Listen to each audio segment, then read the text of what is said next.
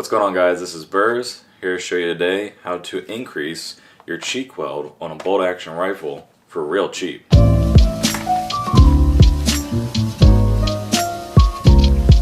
So I've seen tons of different stocks out there, tons and tons of money spent on trying to raise your cheek weld slightly, and I found a real cheap alternative that you can do at home for under $20, maybe $23. Now you're going to have some sort of a stock pouch on. That is a caveat. All it is taking pre-caulk roping, which is a closed cell foam, and this is the 1-inch variety, so I wanted to get about a 3/4 inch rise.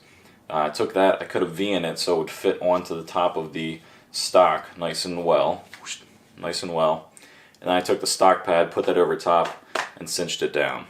And that gets me right where I want to be as far as my cheek weld. Now the beauty of using closed cell foam is the fact that the weather doesn't, it doesn't attract the weather, it doesn't absorb, moisture and all that, so you're not going to have problems. The same thing with when you go camping, you want to use closed cell foam pads, not open cell foam.